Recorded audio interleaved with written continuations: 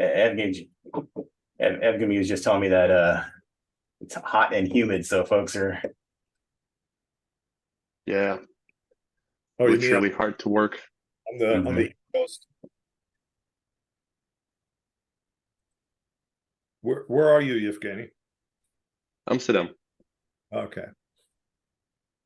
Yeah, Yeah. it's this week is really strange heat. So yeah, we just made a calculation from Celsius to Fahrenheit, and it's close to 90, which is very untypical to these places. So we kind of entering the fall season right now. So the fall season, yeah, should be definitely lower, but this week is kind of exception. So every day is around 90-ish degrees Fahrenheit, and it's yeah, high humidity. So it's, yeah, I don't have air condition at home, so it's a little bit tough to concentrate. My oldest actually lives in Amsterdam, actually in Harlem. And my youngest is in Madrid, and both have been suffering from heat at different points in time. So Yeah, you don't know really where it's hotter right now, either Madrid or Amsterdam, because like I checked 2 months ago or something like this when we were planning vacation. It was really, yeah, we had the same heat in Amsterdam around that time, and then I was really surprised to see the lower temperature in the south part of Europe, like in Italy and Spain. It was much lower, well, not much lower, but maybe 5 degrees Celsius lower than in these places. And then you really think, like, should you go for a vacation there, or maybe you can just stick here and then stay in the sea. Yeah, everything is changing. Glen is in the cool part of the United States. Right now, yeah. For now. Yeah, at least most of the time, yeah. Yeah, we had a couple, we were just discussing, we had a couple 30 plus Celsius days here, weeks actually, earlier in the summer where it was 30 plus Celsius, 90 plus Fahrenheit for days on end. Yeah. Air conditioners on 24/7. Washington, D.C. always has these crazy summers. We always have basically 30 plus Celsius or 90 plus, and actually for the last, I don't know, the last 4 or 5 days we had like the high 90s, which is like 35 plus Celsius, and super high humidity. So but that's normal for the eastern seaboard. But it's September. Yeah. Right. So we're hoping that things are getting better. Should be wearing pumpkin spice at this point in time. Or wearing pumpkin, or wearing long coats and drinking pumpkin spice, I should say. Not wearing pumpkin spice on them. Wow, no, I don't judge. Do what you want. All right. This will probably be a quick one today. Really quick, because just talking about Fast Apps, which is the tool I had no clue even existed until just recently. But it's actually already come in handy a couple times. So let me just run through what FastStats is. So I put the link to it in the enablement doc, the notes doc, just so folks can get to it easily. It's actually a GitLab tool that we put together. It's built in Rust. And it's basically a log parsing tool. Now, that's a very simplistic way to look at it, but what it does is it'll go through all your different log files, and it will only hit certain types of log files currently right now. Production, API, GitLab prefix and sidekick, unstructured or JSON. And it'll parse through those and it'll look for specific items, and it'll show you things like request counts and errors and, you know, just general aggregation of some of your log information. What this isn't a substitute for is like GitLab SOS, which is our tool that support uses to gather all of the log files for the last week or whatever off of a machine and zip it up and ship it to them for deep analysis from a customer. It's not a substitute for Kibana, Splunk, Grafana, Datadog, whatever a customer might be using to visualize their own stats and their error rates and things like that.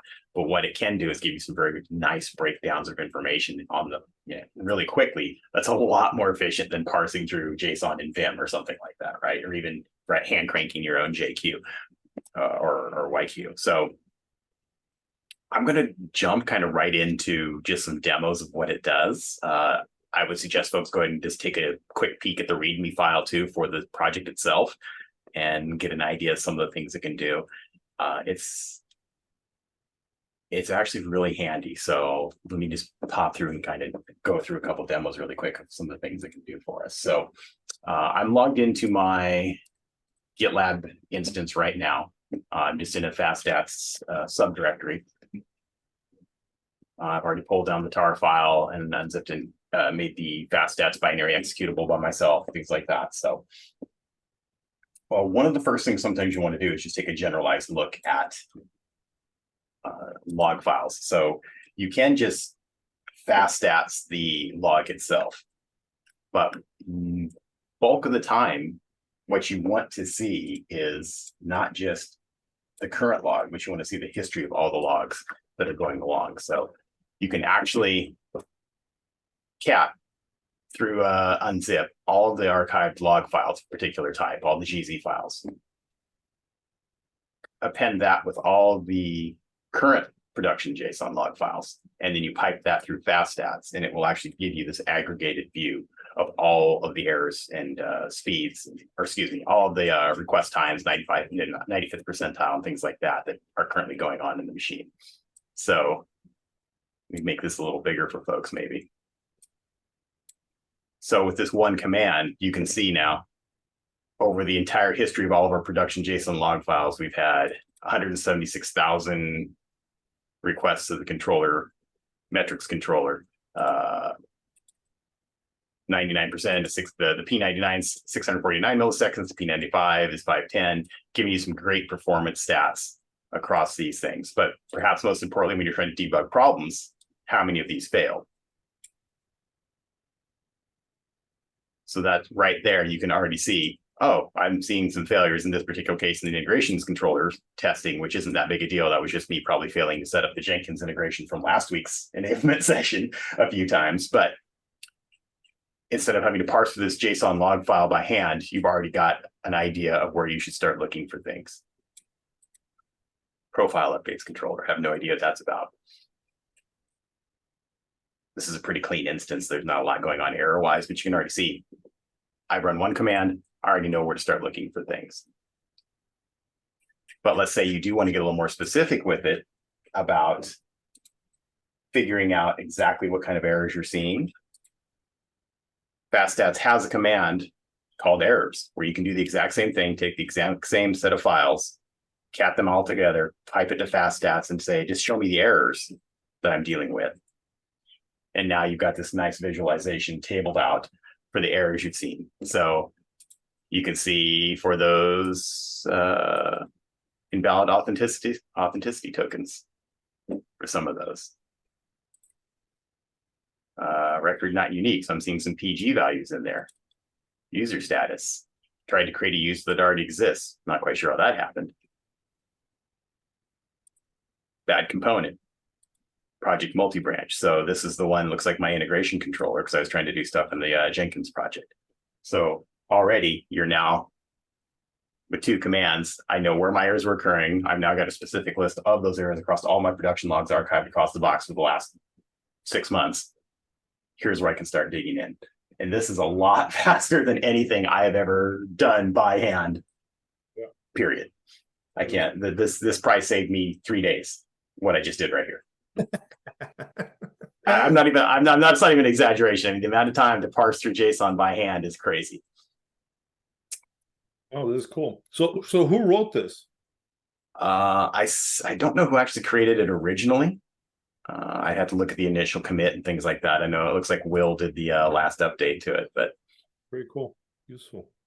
Yeah, and again, it'll do production JSON, API JSON, GitLab current. If you don't, you can tell it to do those specific types of files and things like that. You can control which fields come out. If you want to limit your data, you can colorize it. You can do benches. You can actually use it as kind of a mini performance test to bench against releases. So they carry the stats of what a certain release should perform like, and you can do benches against those versions.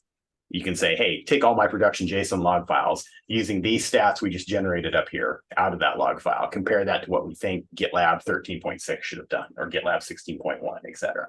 And so you can start to see where maybe your systems are falling apart compared to what the reference architecture looks like. Yep. You can, there are, of course, various things for sorting, searching, kind of putting out, how do you want to output it? Do you want a little more verbosity in your log files, things like that. Of course, it has a top command, display options for formatting. So a lot of different things you can play with out here. I've just kind of touch the surface of it to kind of give you an idea how easy it is just to even get started with it. Download a zip file, untar it, set it to executable by your user, run it, and you're good. And you're already into this level of detail with your logging. One thing I did want to point out really quick is something that's really cool.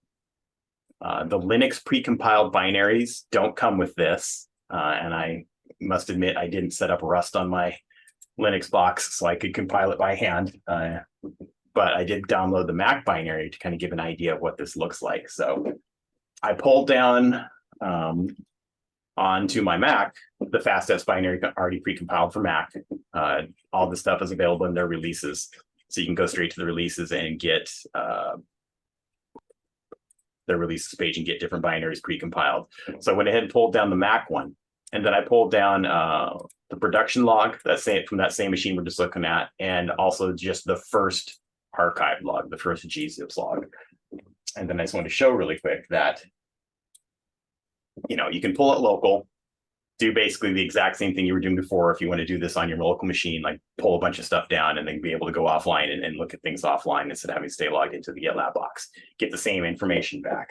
But on the Mac, or if you're ambitious enough to compile your own on a Linux box, the cool thing you can do is then start creating graphs of this information. So same command, but instead of saying errors, I told it to plot things for me. So you run it, it dumps this to a PNG file, but then you take that PNG file, and suddenly what you've got is this pretty little display of some of the basic stats that we just pulled from that box based on the log files. So you see request rates down here, queue durations, request durations, DB hits, Giddily, Redis, CPU time, etc. So you're seeing all the stats that we just pulled out, and they dump it out into a nice graph for you. I haven't played with it to see what some of the other log file types might give you as far as the headers of, I'm fairly certain request duration, request rate are pretty consistent, especially across like production JSON and API JSON. But it would be interesting also to see what some of the other data is that you can get out of, say, your Giddily log files or things like that. Well, this basically runs on any self-managed instance, right? Yeah, you can run this. If you can log into it and get to the log files, you can run this. Yeah. Okay, very good. Cool. As a matter of fact, Can I use it for? Go ahead. Yeah, can I use this? Can I use this to? Can I use this with Cloud Native? Like when I get GitLab on Kubernetes. Could you use it on that? That's a good question. I don't have a Kubernetes instance up right now to test that. You could on like Giddily, because even in our cloud native, Giddily is a standalone, right? So things that were kind of standalone, Prefect, Giddily, Sidekick, I believe, right? In our CNH hybrids, reference architectures are standalones. Yeah. I don't know what you could do with Rails and API, because you probably could. I don't know how it does the rollover. I'd have to look and see where the logs get rolled to. Because I think yeah, go ahead. Yeah, I was just wondering if I understood this correct. So it parses the log files, right? It doesn't really talk to the API to scrape all this information. So it works with the existing logs. So there are some probably paths defined within the tool itself where the certain logs can be found, like production JSON log, for example, or API JSON. So it doesn't really talk to API, so it works with the log files. Right. Because if you look because if you look even what we did here in these commands, we're saying give me production JSON GZ. So I'm kind of thinking to myself, if you did a kubectl logs follow or a kubectl logs or something along that line and just dumped it into faststats, it would probably pull the information, because I think even in the Kubernetes, the logging that comes out of the pods is in the same format as what goes into the JSON, into like production JSON and API JSON.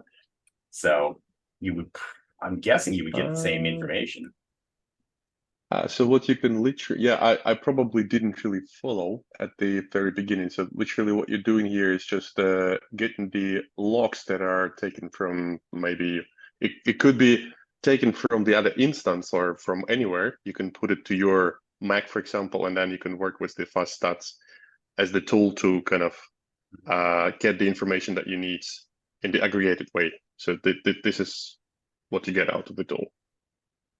Yeah, exactly. So you could either do it on the box where you have access to all the rolled over log files and things like that. And you could say, okay, just give me the complete history, or you can pull down some locally if you wanted to, or if you wanted to see the, again, if you wanted to see the graphical representation, you want to pull it down to your Mac and use the precompiled binaries, things like that. So yeah, I think then I could answer my own question about the cloud native. What I can do, I can just scrape logs from the pod, for example, with the web services, because it just pushes the logs to the standard output of the logs, and then I can scrape them, and then with the fast stats, I can just do the aggregation. Yeah, makes sense.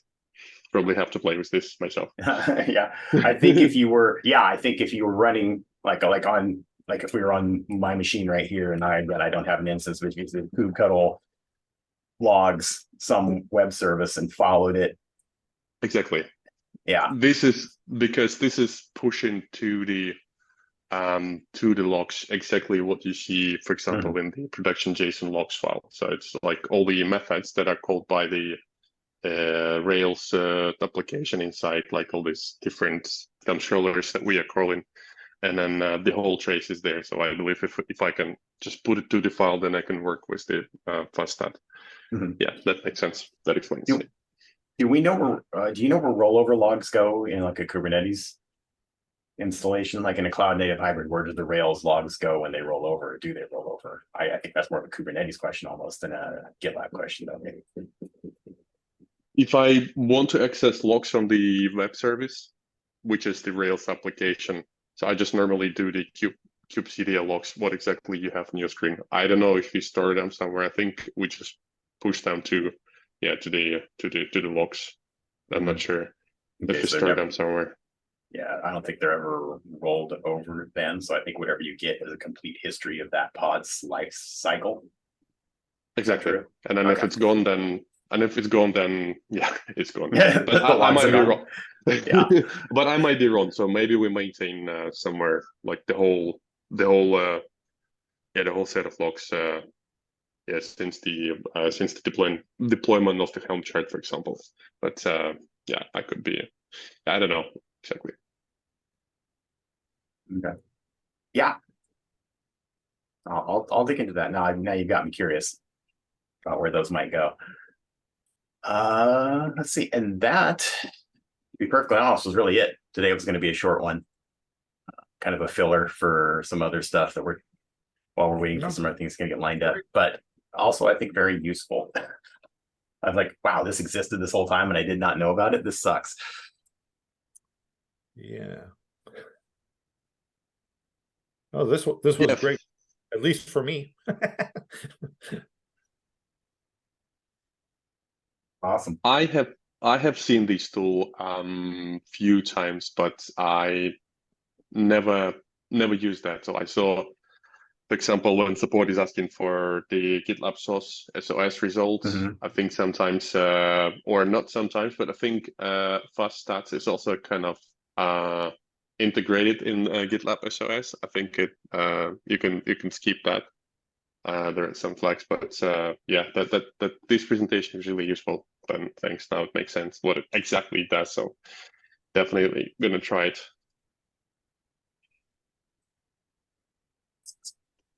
Yeah, I'm definitely gonna use it a lot more too. Oh, yeah, I did bench me on 13.6. So my instance is not good in some ways.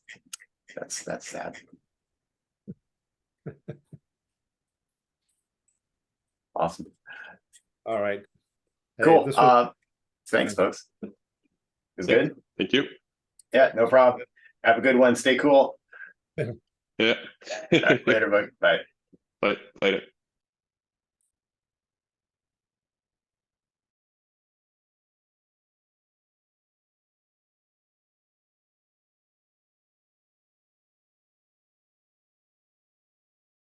Sure. So just wanted to run over the fast test tool really quick. I can't remember who asked to see this. Full disclosure, I had I'd probably heard about this tool in passing, but never actually used it myself until about a month and a half ago. So I have no idea how long it's been around, and that kind of things. The link for it is in the docs, in the enablement doc, to go to the FastStats site. It is something in our GitLab support team toolbox that we use to read log files. So what it is not is a substitute for GitLab SOS, which is, as we kind of talked about a little bit, is an aggregator for pretty much all logs across your entire instance, along with some other metrics. I can't remember exactly what all's in there. It's not a substitute for your Splunk, your Grafana, your Datadog kind of thing where you're aggregating all of your metrics to. But what it is a very nice way to look at log files for a certain subset of our log files and get some very basic performance stats, some error stats, and even with the precompiled Mac or with a self-compiled Linux binary, get a nice image chart of some of those metrics as well. So we're going to run through some of the basic functionality really quick of the tool and just kind of give an idea of what it does like out of the box. So on the screen, I've got my Ubuntu box, my GitLab instance running in our Concrete cloud, logged in and suited up as root, so I can do that. So I can see some of my logs, etc. I'm going to go into my FastS directory. I've already had this pulled down. It's been untarred. I didn't install Rust and compile my own version of it. Well, I must admit I didn't go that full nerd on this one. But you have it. I thought about it. I thought about it for a second. I'm like, oh, what? Who are you? What have you done with Glenn? Yeah, exactly. I'm sorry. 2 games. Baldur's Gate 3 and Starfield came out. I was busy. So I didn't have that. I didn't have the time to do that. But I do have the precompiled Linux binary running here. So, just out of the box, let's just do something really simple with it and say, fast, just kind of give an idea of what it does right out of the box. FastStats. And I think we can go. Typo there.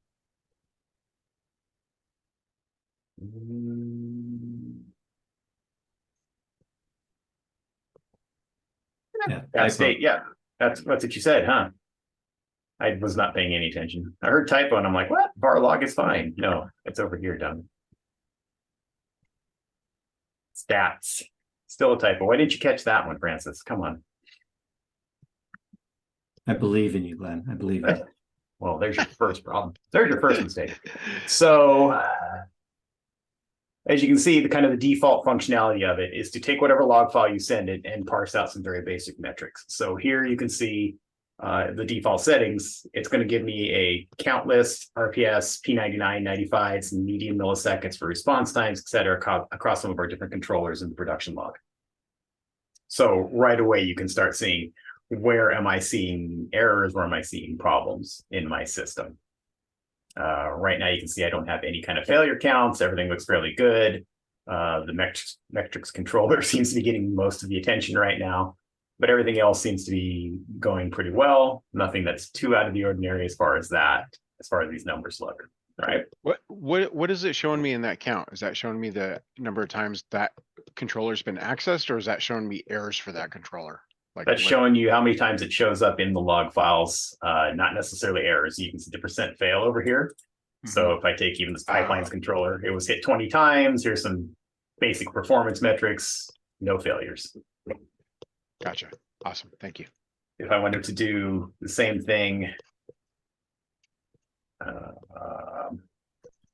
see. I think I did that.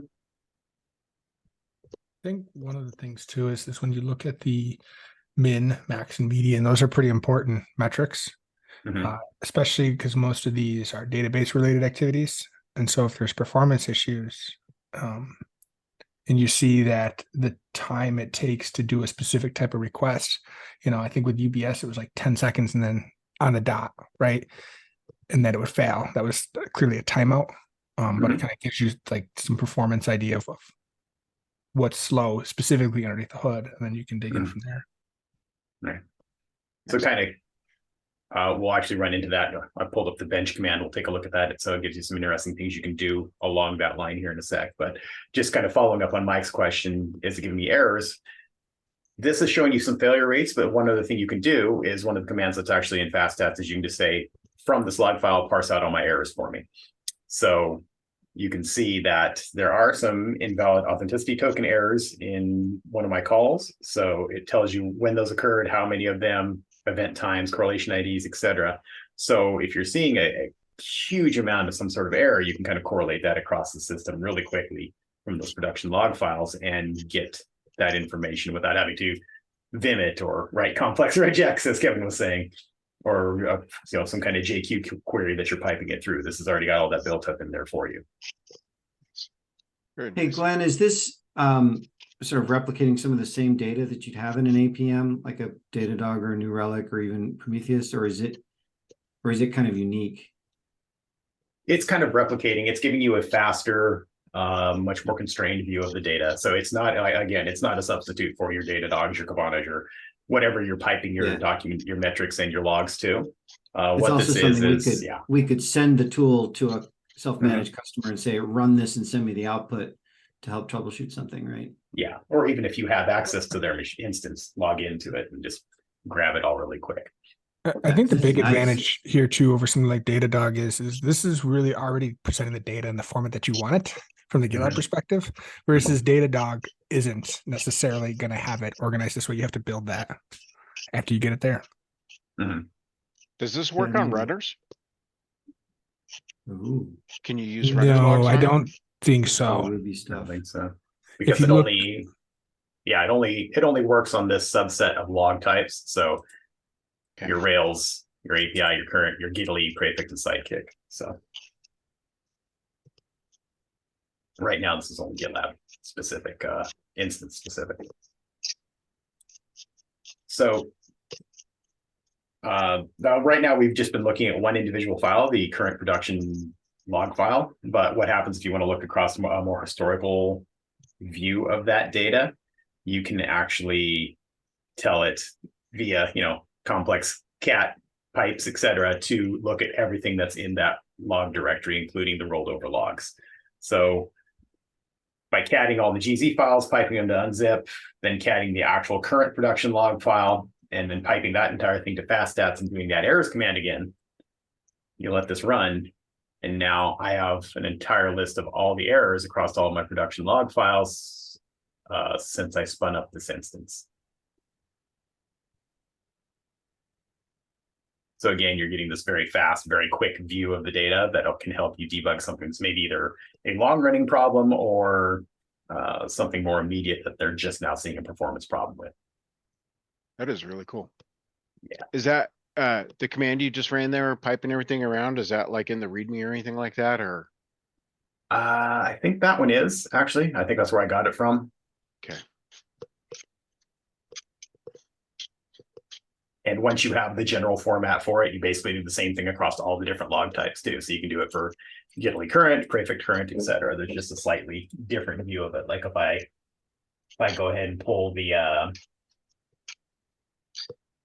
do the same thing, but just look at the Gitly files. Actually, I went ahead and forgot to grab a name at the front for that one. It looks like there's all the errors I have in Gitly since I spun up this instance. So, boom. That's cool. Yep. Oops. So, next one I wanted to kind of look at really quick was if we just go to the production one. Let's see, where's that? The production log. You can tell it to, I had it here up a second ago. Where did I put it? To benchmark things. So tell it -bench, and in the docs I use 13.6, so let's go ahead and do the same. But basically what they do is they say you can compare the performance of your system against performance of like kind of a benchmark system, a benchmark GitLab instance. And when you do that, it's kind of like GPT in a way, but it will spit out all this information about where you're seeing performance differences between that reference system and yours. So this is something we should have in the delivery kit for the health check for sure. Mhm. So you said it's kind of like GPT, but it's not adding synthetic data. Right, Like- right. Right. I guess So more it's- the output, I guess, is what I'm kind of It's looking just at. It's reading like, average response times and it has a built-in set of response times. Would you run from that actual with? usage, or is there synthetic usage being applied? there are synthetic numbers being applied against based on numbers from GitLab.com. Right, like the comparisons are against synthetic numbers, but this is like actual Yeah. data from your logs, right? Yeah. Yes. Is Like that we're what- not generating billions of synthetic hits to like, it's not a performance test in that sense. It's more of like a monitoring thing. It's real usage. Looks like we go up to 15.5 right now. Yeah, actually in the repository, there's a benchmark data folder and it shows which versions. And they were all added 3 months ago. So we only support 14 to 15.5 apparently. Yeah, 15.5 was the last one. It just screamed at me when I tried 16.2. Told me 15.5 was the latest one. So again, this could be very useful in running this against different log files, against different pieces of componentry, and saying, okay, how are we? Maybe we're seeing something that's way over, like 14.15 times and things like that. Why? What did I do over here? 2647 log controller update. Okay, that makes sense. Again, just another way you can look at the data to see where potential problems might lie.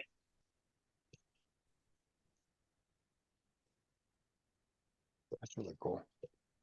Yeah. So kind of the last big piece I wanted to touch on this really quick is I'm going to pop over here to my Mac and the precompiled. So I pulled down the Mac version of it. And the reason I did that is I wanted to show one of the other things it can do. So no, I don't want to SSH. There we go. So I went ahead and pulled down the log files, the production log, JSON log, and one of the archived JSON log files from this instance into my local so I could run the Mac version against it. And the reason I wanted to be able to do that is the precompiled Mac version supports the plotting function out of the box. The plotting function is pretty cool in that it gives you a nice little PNG file based on the stats in your JSON, in your log files.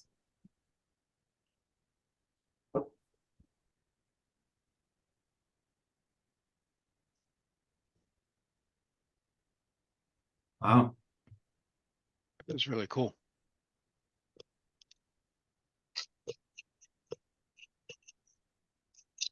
And you can only generate that file on a Mac?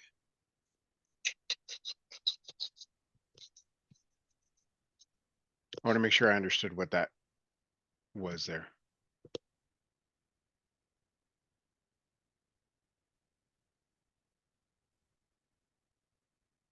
I think your microphone broke, Glenn. Or I'm suddenly muted. Right. Yeah, no, it definitely cut out for me too. Who's good at lip syncing? Read my lips. Lip reading, I guess is what I meant. Exactly. Although if you want to Lip do some syncing. lip syncing right now, go ahead. Let me spin up the Milli Vanilli. Hold on. So on the Mac, there are precompiled binaries you can download from the releases pages, has this functionality already built in. So you can tell it to plot something, it will plot it and build your PNG file for you.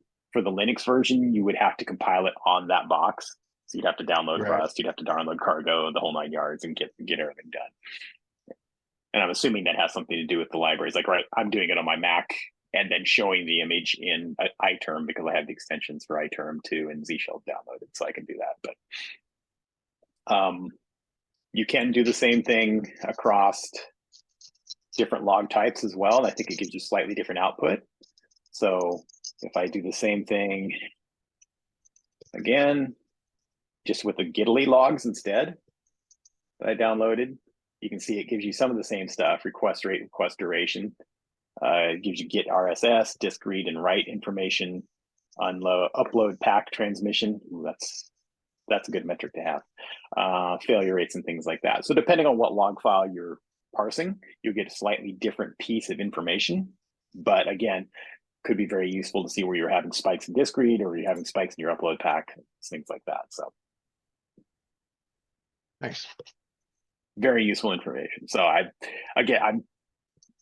think I said jokingly earlier that having this would probably save me a couple days sometimes of parsing through logs. I don't think that's an exaggeration. Right. It's written in Rust. Pretty impressive. Yes. Yeah. And it's fast. I think they, even in their intro, they have some comparisons for the JSON stats app takes 6 minutes to process a file. This takes 280 milliseconds. So It's our buddy Will. yeah, Will Chandler. What's 2 years ago? So it's at least 2 years old. I think it's I even don't older remember than exactly. that, but yeah, Yeah. it's definitely gotten a lot better. Like the first time I saw it a few years ago, it was still fast at pulling in data, but the amount of data we can see now, like the amount of visualization it provides, it's really vital for doing any implementation work or troubleshooting any issues. This is cool. It's always cool seeing like charts getting generated. Like we all like looking at logs, I guess, but this is definitely a nicer thing to visualize if someone's, I mean, eyes we gloss don't over like when they looking see- at logs. That's why this is cool. No, No. it's being sarcastic. Deadpan So got me. yeah. So we got a couple of there. I mean, there's some other things you need to look at. Of course, it has limit functions. You can control which fields come out in the output, whether you want it in YAML or JSON. I think. Actually, no, it's just JSON, MD, text, and CSV.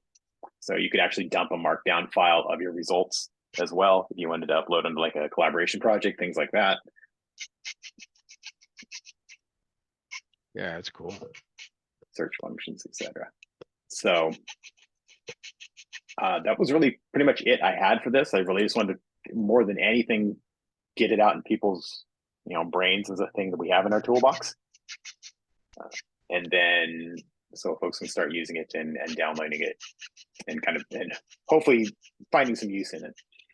So questions, no. anything anyone want to see specifically try? Like, can it do XYZ or?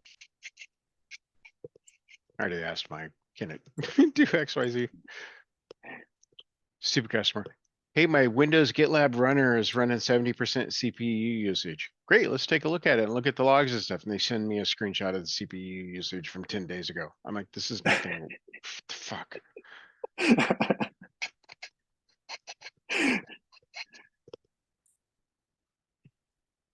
Awesome. Hey, Greg, welcome. Good to see you sneak in there. How you doing?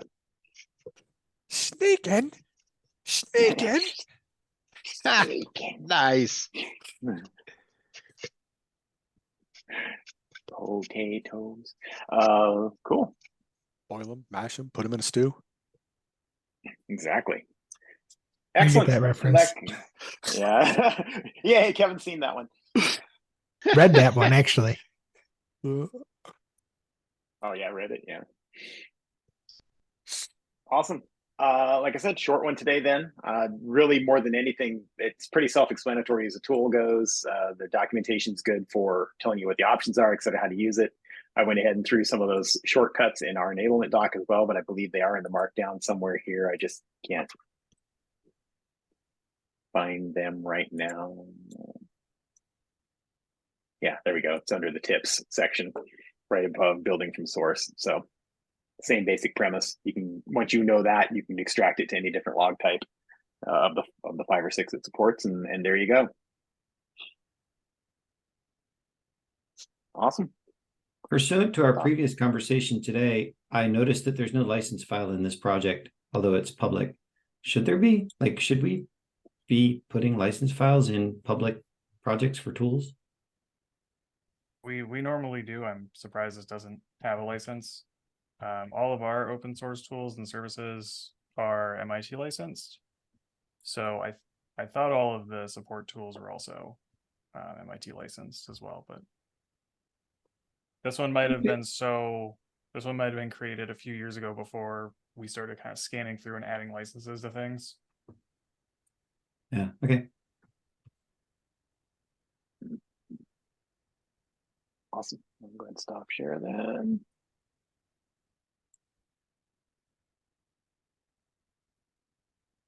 All right. And that's all I had for today. Keeping it short and simple for a Friday. Comments, questions? Volunteers for the next session?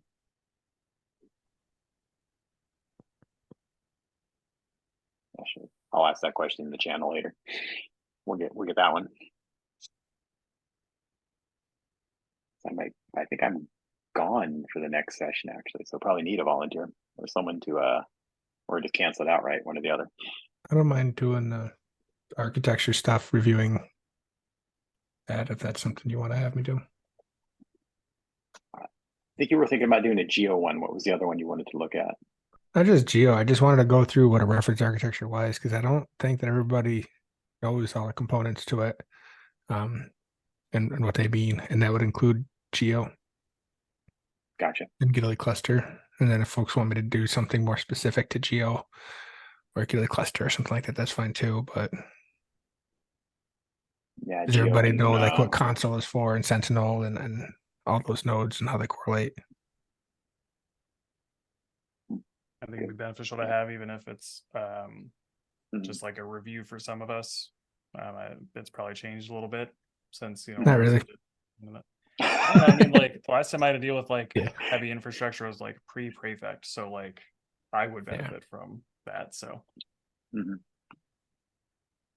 might be worthwhile. I'll throw on the list what pieces are actually in Kubernetes and what parts aren't in your cloud native hybrid installation, and He why. said Kevin, he said the K word. He said the K word. Smite him. Waffle. Strike him, Centurion. What's so funny about my name? Cool. All right. Anything else, folks? Perfect. I'll give you back some time on a Friday. Have a great weekend, everybody. Take it easy. Thanks for showing up. Appreciate it. Thank you. Thanks, Lynn. See you. All right. Bye.